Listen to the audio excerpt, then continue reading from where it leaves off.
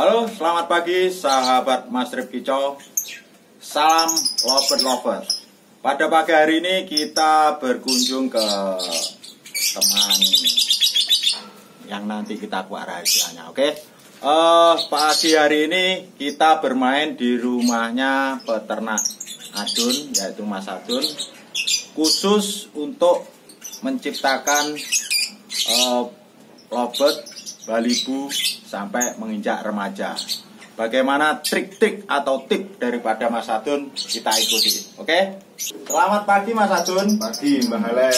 Pagi hari ini kita mau cuap-cuap sebentar masalah lovebird, khususnya burung lovebird dari bahan sampai menginjak remaja. Burung-burung atau kriteria bagaimana PAUD itu untuk memilih kriteria yang mempunyai prospek dan lain sebagainya untuk bisa dididik ke jenjang yang lebih gantangan. Oke. Ya.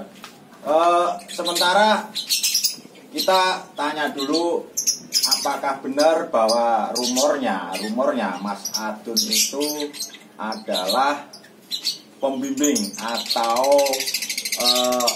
pencetus burung-burung PAUD yang ada di Tulungagung? Silakan. Biasa aja sebenarnya Pak Eko, semua ini ya sama.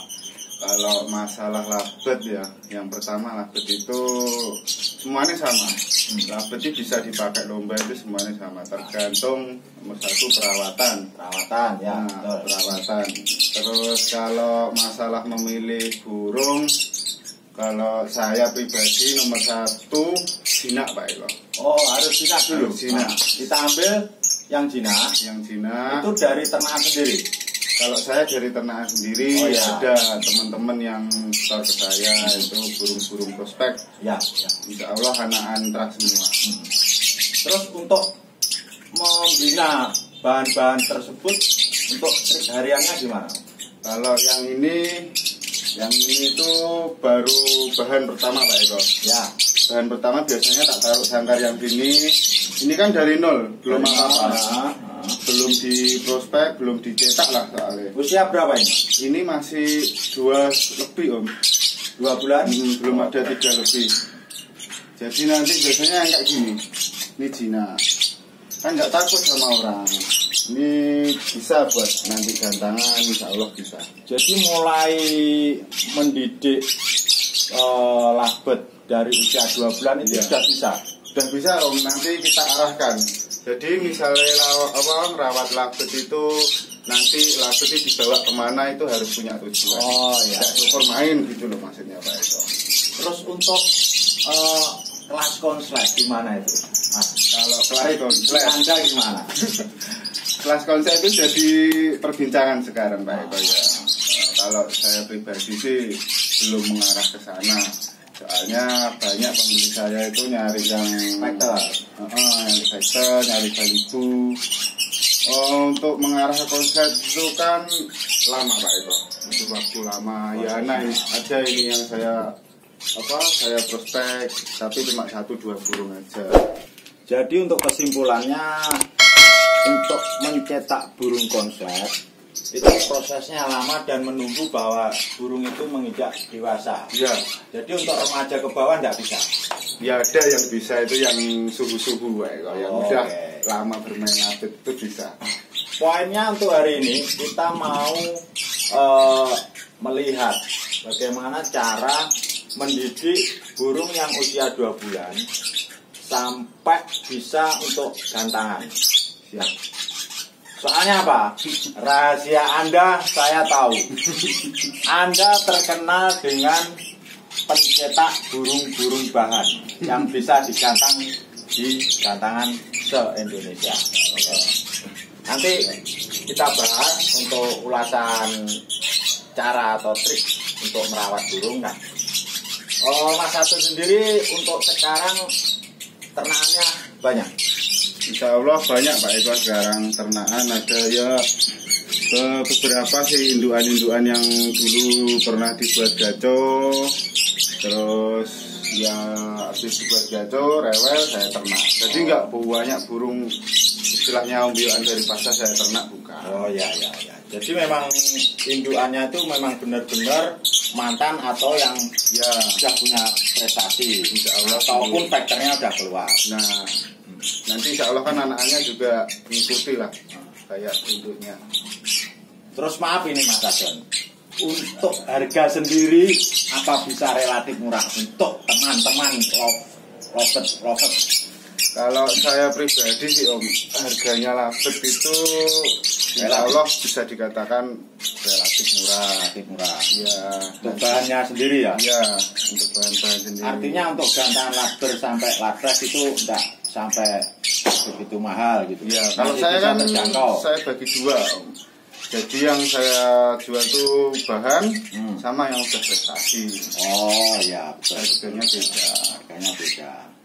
Terus untuk lapangan sendiri, apakah Mas Adon sering untuk gantang atau trek lapangan untuk bahan-bahan yang ada di rumah? Kalau yang bahan itu yang biasanya kayak gini Om, malah dia ndak laku, buat apa? Ya wes saya usahain, saya latih sebisanya, nanti saya gantang.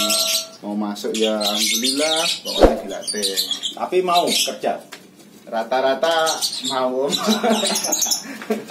Terus prospeknya ke depan kemungkinan besar labet ini bisa meramaikan dunia kancah burung nasional untuk khususnya lomba kicau apa enggak? Wah, kalau ngomongin labet Om, labet itu yang saya tahu selain murah, mungkin ini paling rame Om. Soalnya sekarang itu kan banyak pemula. Oh ya. Pemula itu yang harganya terjangkau, itu kan buat jadi gaco itu kan ini burung labet. Remaja ke bawah. Ya, kasarannya nggak sampai 200, nggak sampai 300 kan bisa gantang itu Om. Oh ya. Buat cari hiburan. Terus untuk daftar kejuaraan di tingkat nasional mungkin kan bisa bergantian. Nah, itu Ya. harapan dari kalangan pemula misalkan atau masih baru-baru untuk main labet itu masih ada harapan untuk Masih ada. kancah nasional. Ya, Gitu. sekarang kan itu Om, ada M2, ada L1 itu kan nggak butuh burung panjang. Oh iya. Jadi yang burung Iya, yang iya. kerjanya yang deres itu kan bisa semua Betul. bisa main. Terus untuk yang dewasa punya gacuan enggak ini? Ini ada Om, nama burungnya TBC. Itu Sering masuk? Sering. Nah, sering Itu konser. multi Om Nah. itu Om. Bisa Memang- buat M2, L1 dewasa. Atau mungkin itu ikonnya Mas Adon. Ya, Untuk yang sekarang. Iya, saya tahu. Dan kemarin saya kebetulan lihat di Labres HKM Ya. borong tropi. Borong trofi sama dapat door prize Om. Dapat door prize sangkar itu kemarin undian. Selamat. Siap. Jadi apa yang harus kita pelajari untuk hari ini bahwa kita jangan sampai putus asa. Asal Benar. kita itu tekun, walaupun dengan bahan-bahan yang murah atau hasil dari ternakan sendiri, itu masih bisa untuk kita didik menjadi juara. Artinya gini, khusus untuk labet, tidak perlu kita itu membeli bahan yang mahal. Benar. Ada yang murah, kenapa harus yang mahal? Yang Itu murah. prinsip kita, iya toh. Yang saya cari di situ Om. Ada yang murah, Ada yang murah. kenapa harus yang mahal? Oke. Gitu. Bagus. Terus untuk teman-teman lovers lainnya, misalkan untuk bermain ke sini itu apa banyak yang melirik dari paut-paut hasil ternakan sendiri, Mas? Iya ada Om. Jadi teman-teman yang kesini itu banyak dari pemain, dari pemula, tapi kebanyakan pemula angkanya. Memang komunitas, Iya. rukun. Rukun Nafet itu kan banyak komunitasnya itu. Ya. Terus rata-rata di lapangan itu sering ketemu burung-burung yang dari sini. Artinya pas Anda itu gantang, temen bawa burung yang dari sini gantang, itu reaksinya gimana? Kalau saya itu di gantangan itu kayak gini Om. Sebenarnya kalau disuruh gantang tiap hari itu ya saya ya enggak lah. Ya. Jadi cuma Fokus di fokus ternakan. ini lewat ini. Oh, Paling ya. sana jarang gantang. Oh, sekedar hiburan. Sekedar ya ngopi hiburan sama teman-teman, lihat Oke. burung-burungnya yang Sip. ada di sini. Semoga untuk pertemuan pagi hari ini kita bisa bermanfaat buat lopet mania wale. Nah, untuk kita perhatikan bahwa kita jangan takut untuk eksperimen, dalam artian walaupun burung kita dari harga murah, bahan dari nol, masih kita bisa didik dengan burung menuju burung yang berprestasi. Selama kita tekun, rawatan bagus, rutinitas, dan kita bisa menuai hasilnya. Oke, pada pagi hari ini kita tutup dengan trik rawatan harian PAUD sampai menuju burung yang berprestasi dari Mas Adon. Nanti kita lihat bagaimana proses daripada memelihara burung harian. Oke, salam kicau mania. Ya. Pasang. Tak cekel sik ae, ale iki burungane di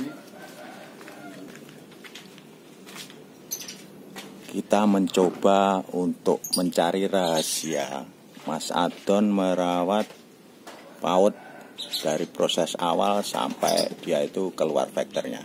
Kita lihat.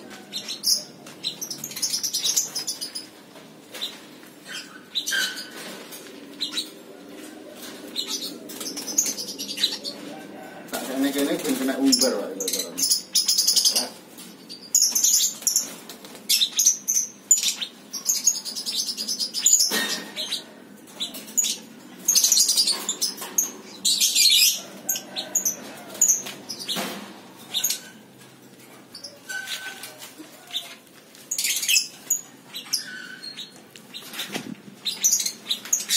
Mas Adon tolong kasih tahu ya rahasianya untuk rawatan PAUD yang dari nol sampai bisa keluar vektornya.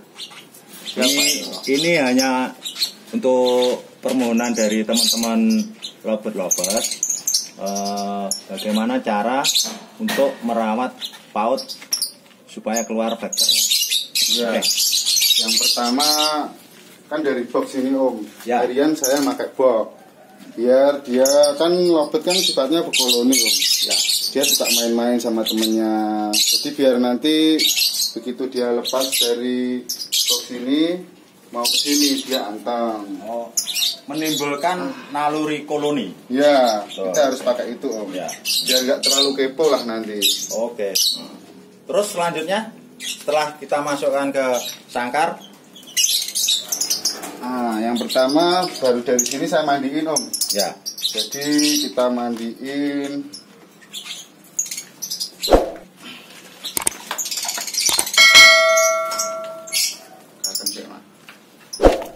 Turun Pak.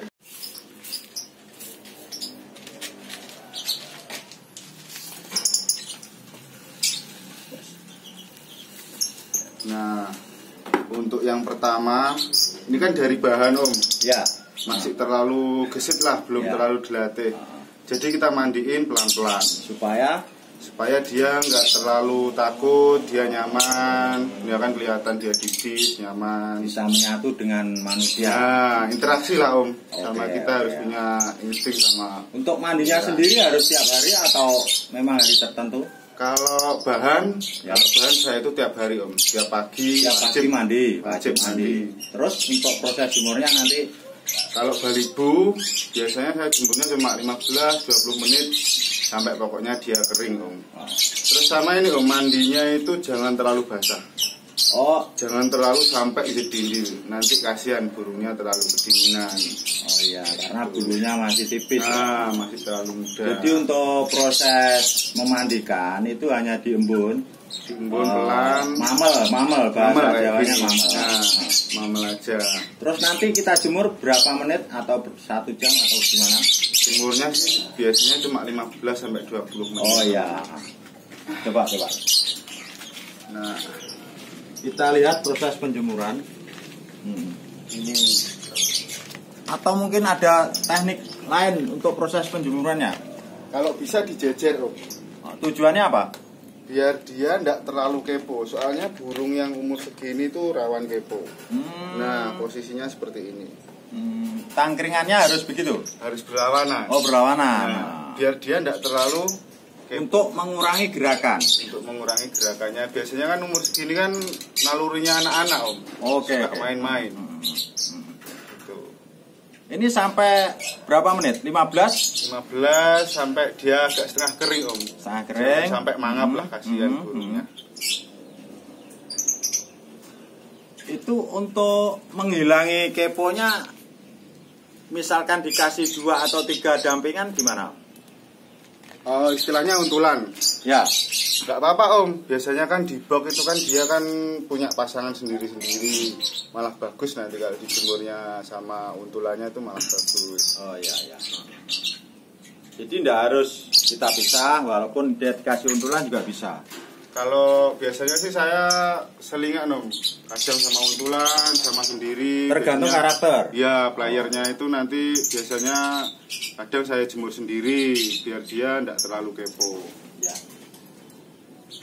Terus setelah 15 menit kita anginkan. Kita anginkan, biasanya langsung saya taruh di sini, Om.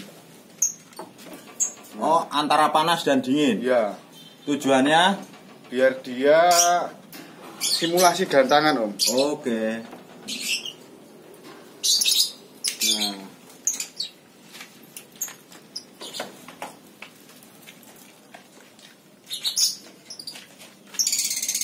Kira-kira proses seperti ini, kalau kita rutinitas setiap hari itu butuh waktu berapa lama? kalau beribu itu cepat, Om.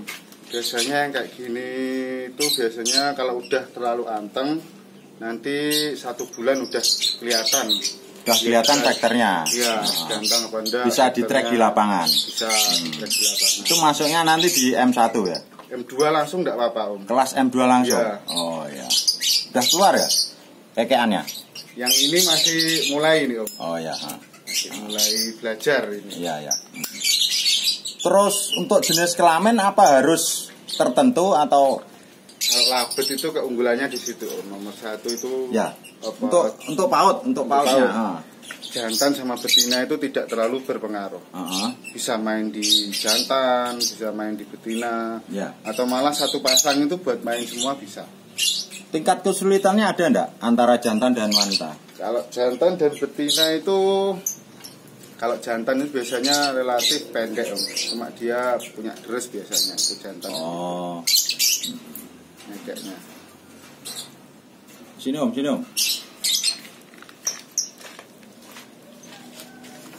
Terus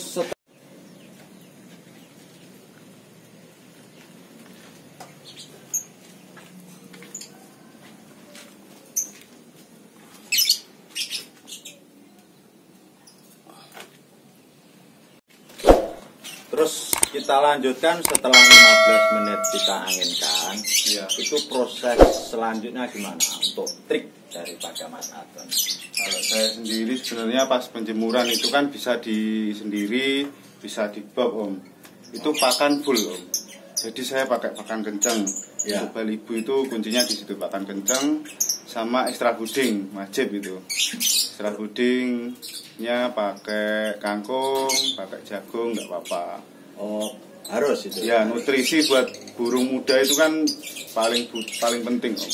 Untuk millet sendiri apa bikin sendiri atau kita beli kiloan, Mas? Kalau di alhamdulillah di tim saya itu, Om, di teman-teman itu pakannya bikin sendiri, Om. Jadi kan kondangnya gini, Om. Itu rahasia. Pasti rahasia. Pasti rahasia, ya. Terus kondangnya itu kan teman-teman itu munculkan burung itu nggak cuma satu burung, Om. ya, Labet itu nggak cuma satu. Jadi ada yang si A, ada si B, kok juara lagi, kok ini lagi, ya kayak gitu. Tapi untuk milletnya sendiri itu memang diperjualbelikan ke teman atau memang dipakai sendiri atau gimana? Sementara ini kalau milletnya banyak Om yang Mas tolong bikinin millet itu banyak, belum dipasarkan untuk millet Om. Kembali ke trik perawatan burung Om. Setelah kita anginkan untuk proses selanjutnya. Untuk proses selanjutnya ini kayak gini Om. Jadi simulasi lomba. Oh, kita pakai simulasi seperti lomba. Kita kasih lawan kanan kiri. Tujuannya buat mencari karakter itu penting Om. Memang ya. Kan dia kan kayak gini kan boleh temennya itu kan satu grup itu yang ini dipisah geser bareng nggak apa-apa. Oh, jadi sembarang bisa nggak apa-apa. Kita ambil poinnya untuk simulasi aja itu. Iya, gitu. Misalkan kita taruh sebelahnya dewasa aja, pengaruh nggak? Nggak ngaruh Om. Kalau kebiasaan pertama itu nggak ngaruh. Oh ya. Pasti pertama biasanya kan takut apa. Tapi kalau setiap hari saya geser sama dewasa, ini kan dewasa semua nih. Oh, dewasa. Iya, kan di lapangan kan ketemu burung banyak. Dewasa banyak. Jadi kesimpulannya selama burung paut itu di kandangnya kita sudah terbiasakan dengan burung dewasa, secara otomatis karakter dia itu muncul bahwa dia itu juga nggak takut dengan burung dewasa. Nah, gitu. Nantinya toh di lapangan burung paut tersebut ketemu lagi dengan burung dewasa. Dia mentalnya sudah bagus. Diajarin tuh. Sip. Terus langkah selanjutnya Mas? Langkah selanjutnya setelah dilatih kayak gini, biasanya ini belum saya bawa ke lapangan udah laku Om. Yang di sini kan biasanya saya posting ada beberapa burung balibu saya posting udah laku dulu sebelum saya bawa ke lapangan. Kontak person Mas Adun, bisa pesen balibu. Pautnya prospek semua. Oke, lanjut Mas.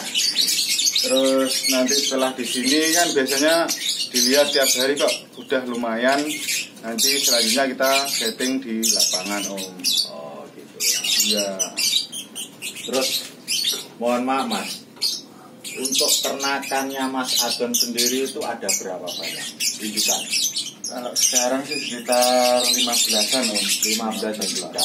Itu tiap hari produksi? Ya continue Om. Ya. Tapi nggak tahu burung gacuan itu kalau diternak malah kadang susah itu nggak tahu keluarganya. Terus kira-kira secara umum aja kita ambil modulnya bahwa walaupun kita hobi tapi harus mengajarkan. Artinya gini, sejaknya Mas Adon itu peternak. Nah, itu penghasilan per bulan bisa meraih berapa itu? Ya, jangan bohong. Itu Om.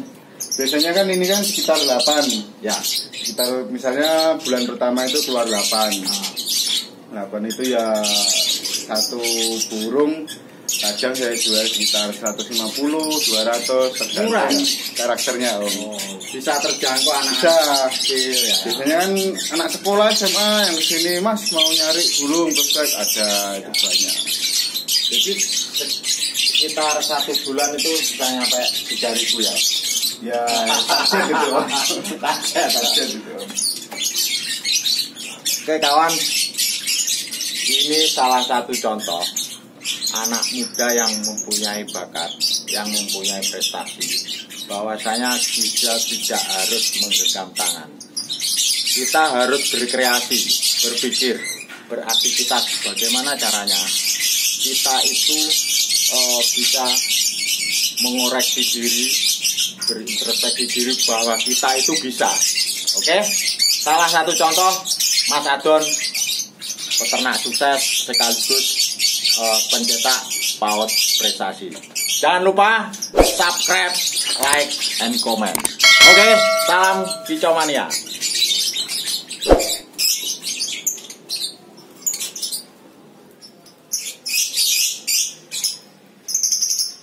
Jangan lupa like, share, dan subscribe channel ini.